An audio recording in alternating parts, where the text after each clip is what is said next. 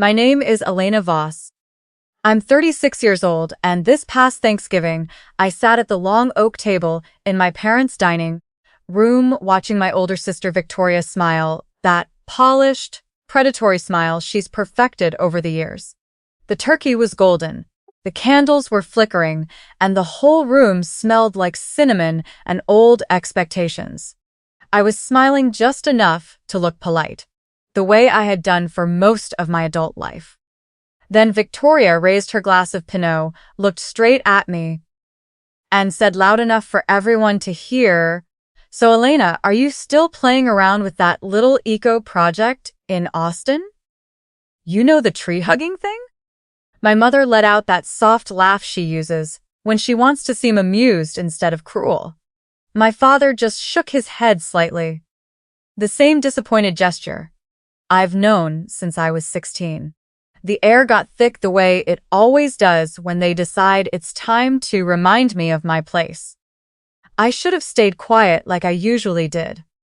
That had been my role for 12 years. Absorb the jab, change the subject, leave with my stomach in knots, and pretend it didn't hurt anymore. But something inside me had shifted. Not loud, not angry, just done. I set my fork down gently, looked at my sister, and said in a calm, even voice, "Actually, I sold my company." Victoria laughed immediately. It wasn't a kind laugh. It was the sound people make when they've spent years convincing themselves you could never amount to anything that might challenge their version of reality. She leaned back in her chair, still smirking. "Your little green hobby? For how much?" The room went completely still. Even the soft holiday music in the background seemed to fade. For one perfect second, I let the silence sit there like a held breath. Then I looked her in the eyes and answered, "Before I tell you what I said next and what happened after I stood up from that table, let me ask you something. What time is it where you are right now? And where are you watching this from? I'm genuinely curious, because if you've ever been the person in your family who was labeled the dreamer, the unrealistic one, or the disappointment, then this story might feel a little too familiar. Stick with me, because tonight I'm not just telling you what happened, I'm showing you what it feels like when you finally stop shrinking yourself to make other people comfortable. If you've ever had to earn your place in your own family, type the word boundaries in the comments. I read every single one. If you had asked my family what I was like growing up, they would have told you I was sensitive. That was their favorite word for any feeling they didn't want to deal with. What they really meant was that I noticed everything. I noticed how my parents lit up when Victoria brought home straight A's or got accepted into the right college. I noticed how the energy in the room changed when I talked about art or design. It went flat, like I had mentioned something slightly embarrassing. My name is Elena Voss, and for as long as I can remember, I was the odd one out in the Voss family. Victoria, my older sister by 4 years, was the golden child. She was confident, ambitious in the ways my parents understood. Finance, corporate ladder, networking events. She spoke their language fluently. I spoke in colors, shapes, and stories. I remember being 14, sitting at this same dining table, showing my father a logo I had spent weeks designing for a school project. He looked at it for maybe 3 seconds, handed it back, and said, "Cute, honey. But one day you'll need a real skill." Victoria smirked across the table. That smirk would become very familiar over the next 2 decades. My mother was gentler on the surface, but somehow more damaging. She would smile sweetly and say things like, "Elena has such a creative spirit. We just worry she won't be able to support herself with it." Then she'd turn to Victoria and ask about her latest internship. The message was always clear. My dreams were adorable, but they weren't serious. When I was 17, we had a big family reunion. One of my uncles asked what I wanted to study in college. Before I could answer, my father jumped in. "She's thinking about some design thing. You know how she is." A few relatives chuckled. Victoria added, "Maybe she can design the next big protest sign." Everyone laughed. I laughed too, because that's what you do when your family turns your passion into a punchline. You laugh so they don't see the wound. But I never forgot. Those moments didn't disappear. They settled deep in my chest and waited. By the time I was 23, I had saved enough from freelance design jobs to move to Austin. I told my family I was leaving to build something real. Victoria rolled her eyes. My mother warned me not to call home when reality hit. My father simply said, "Good luck with your little art project." I packed my car that night and drove away without a dramatic goodbye. I thought distance might soften things. It didn't.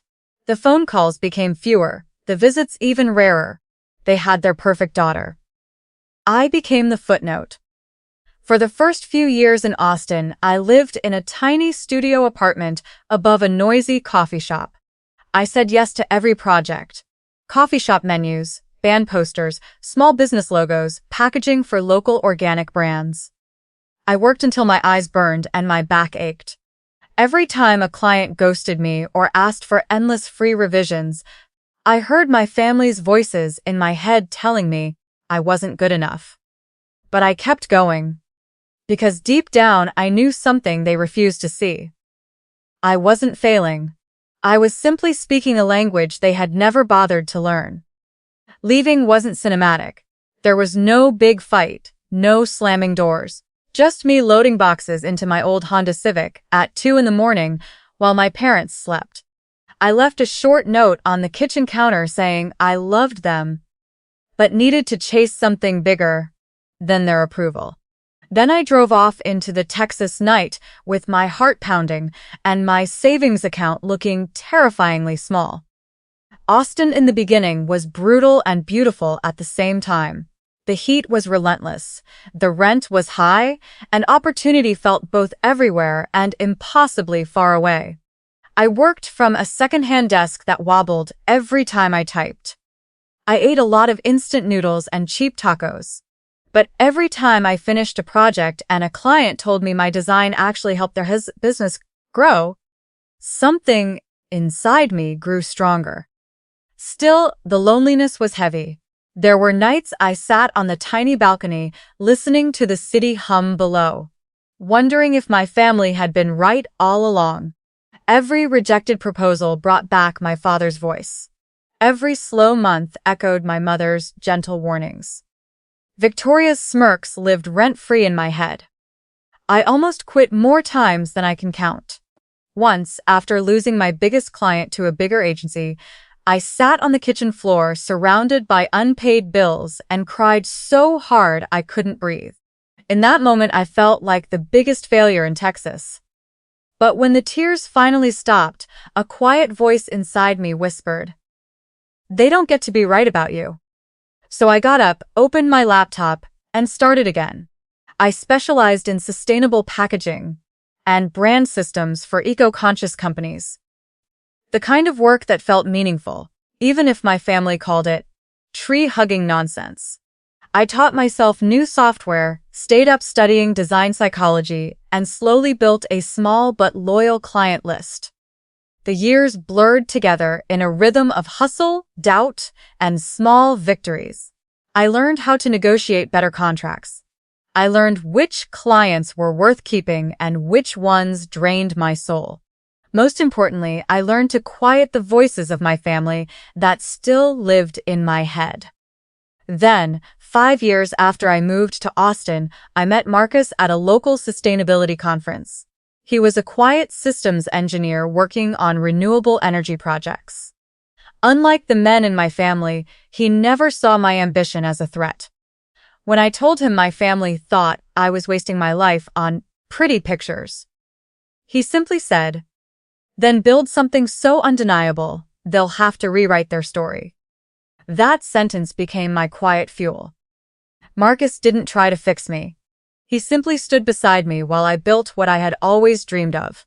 With his steady support, I finally took the leap and founded Verdant Studio, a boutique agency focused on sustainable packaging design and brand systems for conscious consumer companies. The early days were still hard. We bootstrapped everything. I worked from our tiny second bedroom, while Marcus supported us with his engineering salary. There were months when we ate rice and beans for weeks because a big invoice was delayed. But slowly, the work spoke for itself. One of my early breakthroughs came when a local kombucha company hired me for a complete rebrand and packaging system. The new design helped them land major retail placement. Word spread. Soon, sustainable food brands, zero-waste startups, and even a few conscious fashion labels were reaching out. What started as one woman at a wobbly desk grew into a tight-knit team of 7 incredibly talented people who believed in the same mission. I made it a point to build the company differently. No toxic hustle culture, fair pay, real creative freedom, and clients who actually cared about their environmental impact. We weren't the biggest agency in Texas, but we were becoming one of the most respected in the sustainable space. Of course, success didn't silence the old voices completely. Every time I achieved something big, a part of me still wondered what my family would say if they knew. Would they finally be proud? Or would they find a way to diminish it? Marcus and I got married in a small ceremony under live oaks near a river. No big show. Just the people who had shown up for us. We bought a modest house with a backyard studio space, adopted a rescue dog named Luna, and built the kind of quiet, intentional life I once thought was only for other people. Meanwhile, back home, Victoria climbed the corporate ladder. She got the promotions, the corner office, the expensive vacations my parents loved posting about. They never asked about my work. Not really. A birthday call might include a polite, "How's the design thing going?" before quickly shifting back to Victoria's latest achievement. I stopped expecting anything from them. That was the moment real peace began to grow. By the time last year rolled around, Verdant Studio had become something I could never have imagined at 23.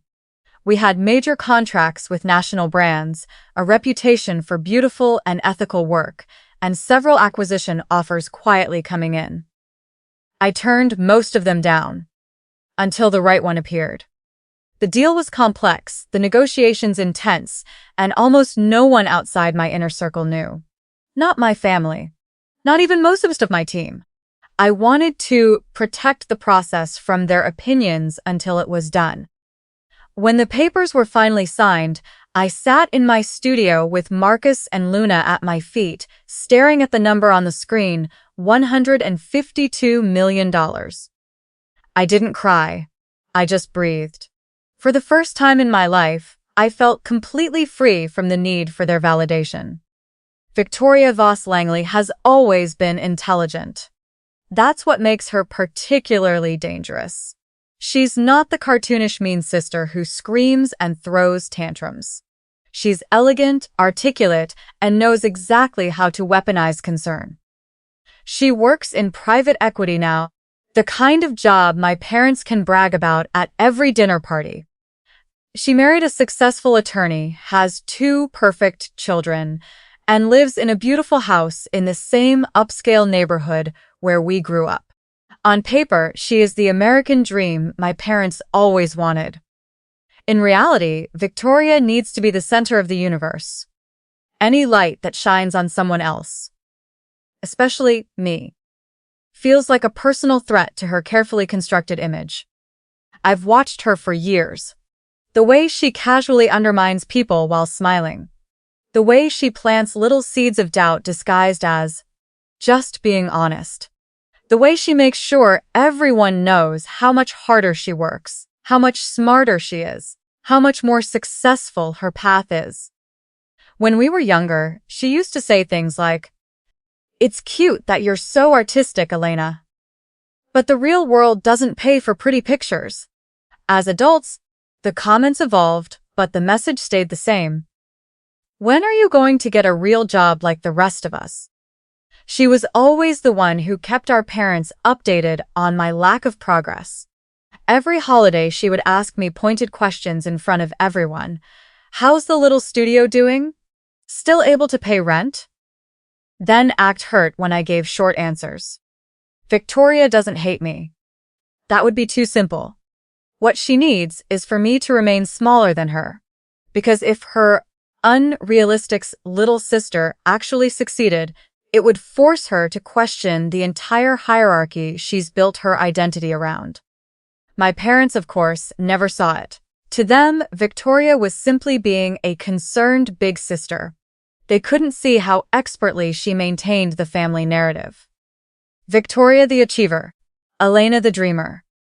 Even after I moved away, she would occasionally text me under the guise of checking in. Mom's worried about you. You sure this design thing is sustainable long-term? Each message carefully crafted to sound caring while actually reminding me of my place. I never told her how much those messages hurt. I simply stopped replying with anything real. Over time, I built walls so high that even her sharpest jabs couldn't reach the core of me anymore.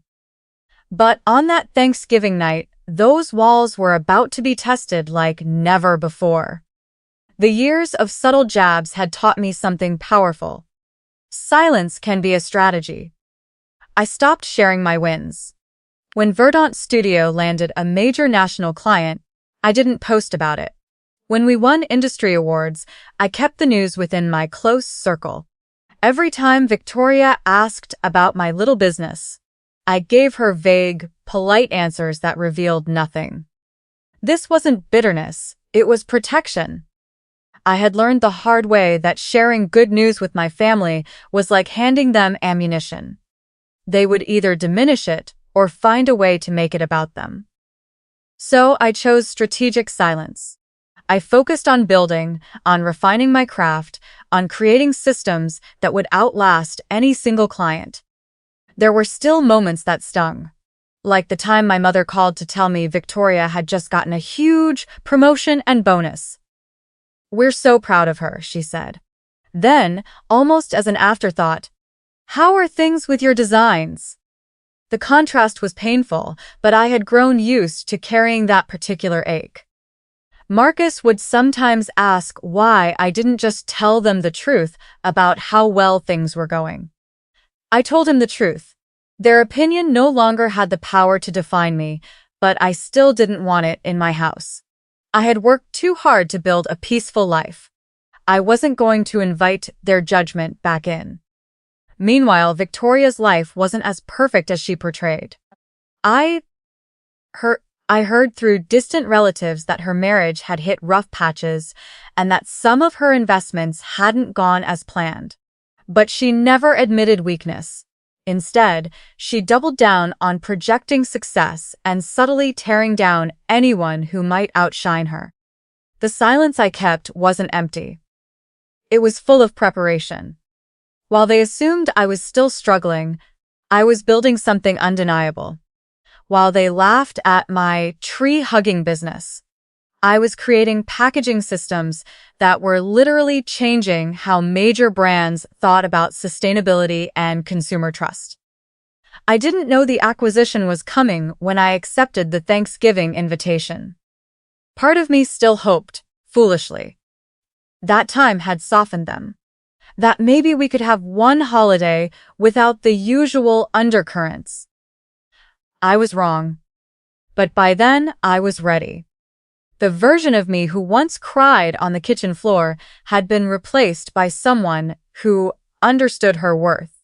Someone who had learned that the most powerful response to being underestimated isn't loud anger. It's quiet excellence followed by undeniable truth. As I drove toward my parents' house that Thanksgiving evening with Marcus beside me, I felt strangely calm. Whatever happened at that table, I knew one thing for certain. This time, I wasn't going there to prove anything. I was going there to close a chapter. The house smelled exactly like every Thanksgiving I remembered: roasted turkey, sage stuffing, sweet potato casserole, and my mother's famous pecan pie. The table was set beautifully with the same china they used for special occasions. Everything looked warm and perfect from the outside. Inside, it felt like walking back into an old role I had outgrown. Victoria arrived fashionably late, as usual, looking polished in a cream sweater and expensive jeans. Her husband and kids followed. The greetings were surface-level polite. Hugs that didn't quite reach the heart. Compliments on how nice I looked. Dinner started pleasantly enough on the surface. My father talked about golf. My mother shared neighborhood gossip. Marcus sat beside me, his steady presence the only thing keeping me grounded. Then Victoria turned her attention to me. "So, Elena," she said, cutting into her turkey with precise movements, "are you still running that little sustainable packaging thing out of Austin? Must be tough in this economy." The table went quiet for half a second. I felt Marcus tense beside me. I smiled calmly. "It's going well, actually." Victoria's laugh was light but sharp. "Well, that's good to hear. We were all a bit worried you'd still be struggling with those artistic projects. The real world is brutal for creative types." My mother chimed in softly. "We just want you to be secure, honey." My father nodded. Stability matters. I took a slow sip of wine, letting their words settle. 12 years of this. 12 years of them speaking about my life like it was a cute but doomed hobby. Victoria wasn't finished. She leaned forward slightly, that concerned big sister mask firmly in place. "I mean, no offense, but packaging design? It's adorable, really. But let's be honest, it's not exactly a serious business, is it? No offense, Marcus. You're a saint for supporting her dreams this long." Marcus opened his mouth, but I gently touched his hand. This was my moment. I set my glass down and looked directly at my sister. "Actually, Victoria," I said, my voice steady and clear, "I sold Verdant Studio 2 weeks ago." The fork in her hand paused mid-air. My mother's smile faltered. My father raised an eyebrow. Victoria recovered quickly and let out a short laugh. "Sold? Your little company? Come on, Elena. For what, a few $100,000? That's nice, I guess." She was still smiling that condescending smile. Still so sure of her place in the world. I held her gaze and delivered the number without any drama, without raising my voice, without any need to prove myself. The room fell into a silence so complete I could hear the clock ticking in the hallway. $152 million, I said calmly. The words landed like a stone in still water. Victoria's smile froze, then slowly melted away. My mother's hand went to her chest. My father set his wineglass down so hard it nearly tipped over. For several long seconds, nobody spoke. Victoria recovered first, but her voice had lost its smooth confidence. "That's not possible," she said with a nervous laugh. "For packaging design? Elena, please, we're family. You don't have to exaggerate to impress us." I didn't argue. I simply took out my phone, unlocked it, and slid it across the table. The screen showed the final closing summary from the attorneys. Clean, legal, undeniable. Victoria stared at it. Her husband leaned over to look. My parents eventually took turns reading. The color drained from their faces in stages. Disbelief, confusion, and then something much uglier, recognition. My mother whispered, $152 million? "Yes," I said quietly. "The deal closed 2 weeks ago." Victoria pushed her chair back slightly. "This has to be some kind of mistake. Or a small portion of it, right? These deals are complicated. You can't possibly have walked away with that much from your little studio." I looked at her steadily. "I built something real, Victoria. Something you all spent 12 years calling a hobby. The market valued it at $152 million. The silence that followed was heavy with 12 years of dismissed dreams, quiet sacrifices, and unspoken pain. My father tried to regain control. Well, this is certainly unexpected.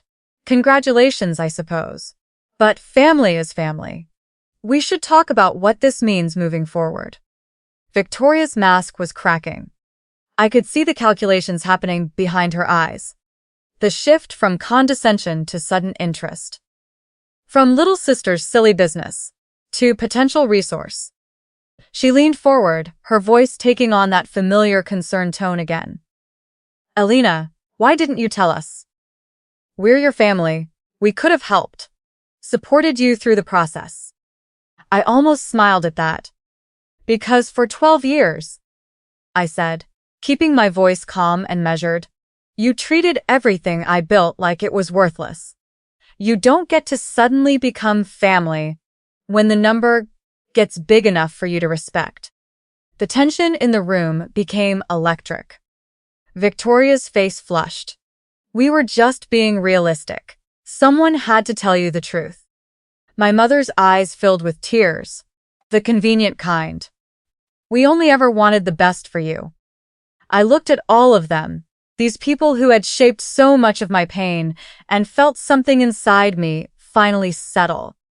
This was the moment I had unconsciously waited for. Not for revenge. For clarity. Victoria's eyes hardened. So what now, Elena? You're going to sit there feeling superior? After everything we've done for you? I kept my voice calm. What exactly did you do for me, Victoria? Besides, remind me constantly that I would never be enough. My father tried to step in with his old authority. We may have been hard on you, but it was for your own good. Look at where you are now. Maybe our pressure helped. I shook my head slowly. No, your pressure didn't build my company, my late nights, my risks, my belief in myself when no one else believed. Those built it. You all spent 12 years trying to talk me out of it. Victoria leaned in, her voice dropping. Fine, let's be honest. Our parents' retirement isn't what it used to be. And I've had some setbacks in the market. As family, we should help each other in times of need. There it was. The real reason the temperature in the room had changed. I looked at each of them. My mother with her performative tears, my father with his regained composure, my sister with her calculated vulnerability. You don't get to ignore me, belittle me, and erase me for 12 years. I said quietly but firmly, then remember I'm family the moment I become useful to you. Victoria's face twisted. You're being selfish. Blood is thicker than water. Blood is not a license to disrespect someone for over a decade and then demand access to their success, I replied. I stood up slowly, folding my napkin with deliberate care.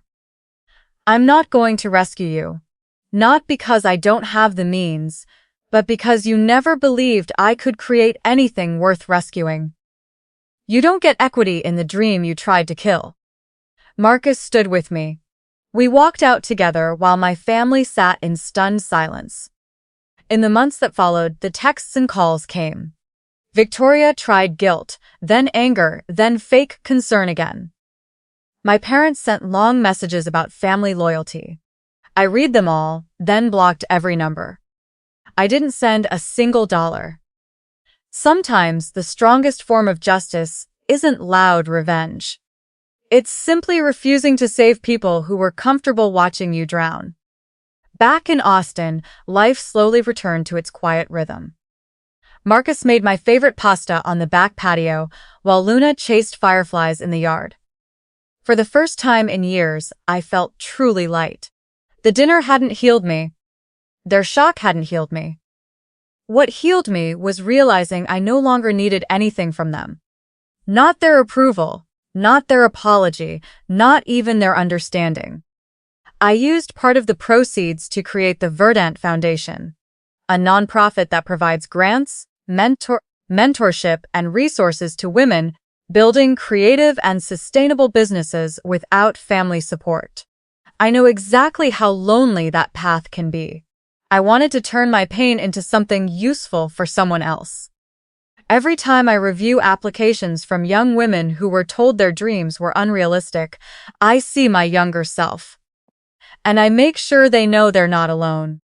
My family tried reaching out a few more times. Victoria posted vague social media messages about family estrangement and how success changes people. My mother sent a long email about forgiveness. I read them, felt nothing but quiet clarity, and kept my boundaries firm. The real victory was never the money. It was the moment I stopped shrinking myself to fit into their story. It was choosing to believe in my own worth, long before the world put a number on it. If you're watching this and you've been carrying the weight of a family that never saw your value, I want you to hear this. You don't need their permission to become who you're meant to be. You don't need their applause to validate your dreams. And when the day comes that they finally see your success, you are allowed to protect your peace, even if that means walking away. Sometimes the most powerful thing you can do is build your life so beautifully that their opinions no longer have the power to touch it. Thank you for sitting with me through this story. If it resonated with you, type "I choose me" in the comments. Your healing matters. Your boundaries matter. Your dreams have always mattered. And remember, the strongest boundaries aren't built from anger. They're built from love. Love for the version of yourself that refused to stay small.